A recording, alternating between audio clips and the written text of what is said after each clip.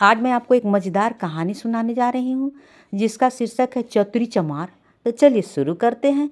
दोस्तों, किसी गांव में एक चमार रहता था। वो बड़ा ही चतुर था, इसलिए उसे चतुरी चमार कहा करते थे। घर में वह और उसकी स्त्री थी।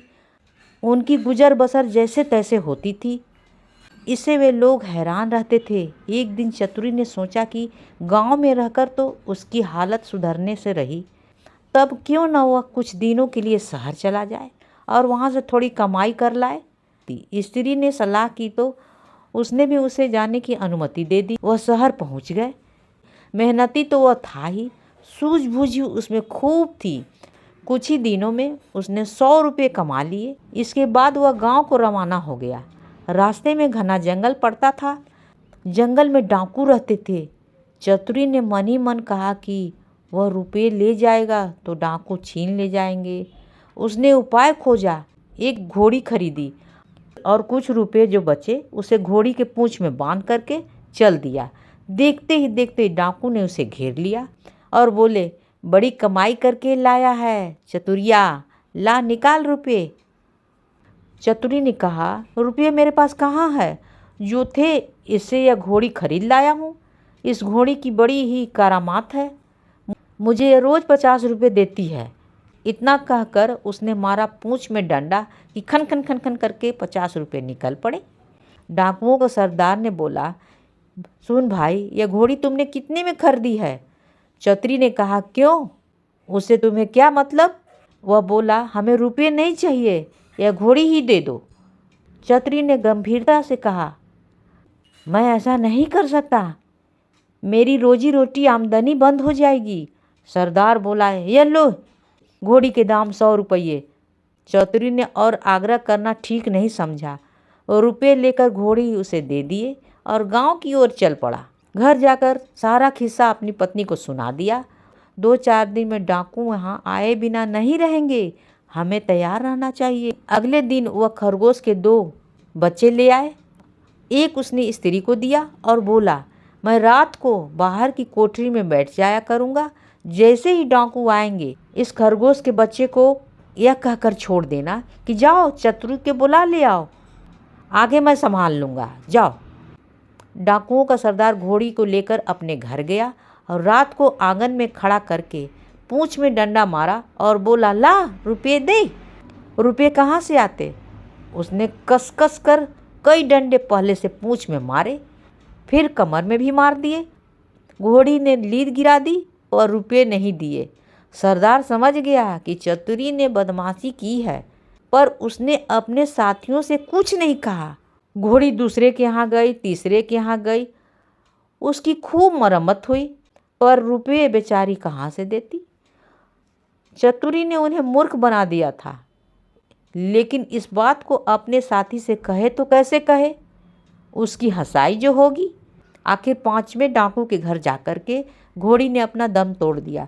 तब भेद खुल गया। फिर सारे डाकू मिलकर एक रात को चतुरी के घर पहुंच गए। दरवाज़ा खटखटाया। चतुरी की घर वाली ने दरवाज़ा खोल दिया। सरदार ने पूछा, कहाँ गया चतुरी के बच्चा, बुलाकर लाओ यहाँ। स्त्री बोली, वो खेत पर गए हैं, आप लोग बैठे यहाँ, मैं अभी उनको बुला लेती हूँ। इतना कहकर उसने खरगोश के बच्चे को हाथ से लेकर दरवाजे तक बाहर छोड़ दिया और बोली, जा जा रे जा, चतुरी को फौरन बुला कर ला। आदि डाकुओं ने देखा कि चतुरी खरगोश के बच्चा को हाथ में लिए चला आ रहा था।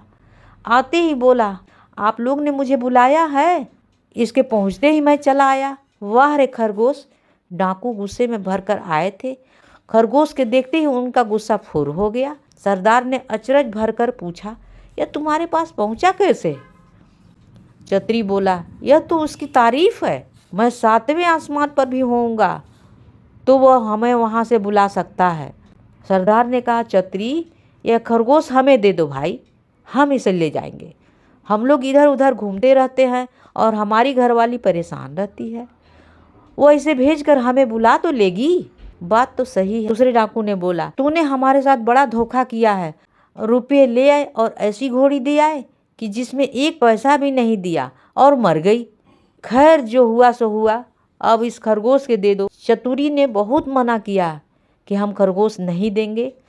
फिर भी सरदार ने 100 रुपये निकाले और बोला, ये ले, ला दे खरगोश मुझे। चतुरी ने रुपये ले लिए। डाकू चले गए। चतुरी ने आगे के लिए फिर एक चाल सोची। उधर डाकुओं के सरदार ने खरगोश को घर से जाकर अपनी स्त्री को बुला लिया और उसे कह दिया कि जब खाना तैयार हो जाए तो इसे भेज देना, और वह बाहर चला गया। दोस्तों के बीच बैठा रहा, राह देखता रहा। आधी रात हो गई पर खरगोश नहीं आया तो वह झल्लाकर घर पहुंचा और उस स्त्री को खूब डांटा। स्त्री ने कहा, तुम नाहक मुझ पर नाराज हो रहे हो, मैंने तो घंटों पहले खरगोश को भेज दिया था। सरदार समझ गया कि यह चतुरी की शैतानी है। वे लोग तीसरे दिन रात को फिर चतुरी के घर पहुंच गए। उन्हें देखते ही चतुरी ने अपनी स्त्री से कहा, इनके रुपये ला कर दे दो। स्त्री बोली, मैं नहीं देती। तो क्या करेगा? चतुरी गरजा और उसने कुल्हाड़ी उठाकर अपनी स्त्री पर वार कर दिया। स्त्री लहुआ लुहान होकर धरती पर गिर पड़ी और आंखें मूंद गई। डाकू दंग हो गए। उन्होंने कहा, अरे चतुरी, तूने यह क्या कर डाला?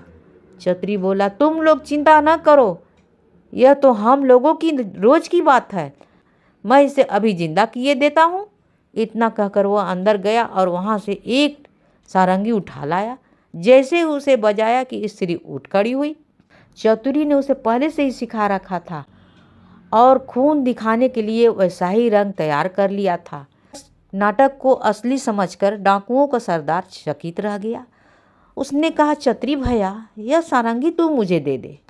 चतुरी ने बहुत आनाकानी की तो सरदार ने 100 रुपये निकाल कर दे दिए और सारंगी लेकर चले गए। घर पहुंचते ही सरदार ने स्त्री को फटकारा और स्त्री खूब तेज हो गई तो उसने आव देखा न ताव कुल्हाड़ी लेकर गर्दन अलग कर दी, पर अपनी बेवकूफ़ी की बात किसी को नहीं बताई। भेद खुला तो डाकुओं का पारा आसमान पर चढ़ गया। वह फौरन चतुरी के घर पहुंचे और उसे एक बोरी में बंद कर दिए और नदी में डुबा दिया।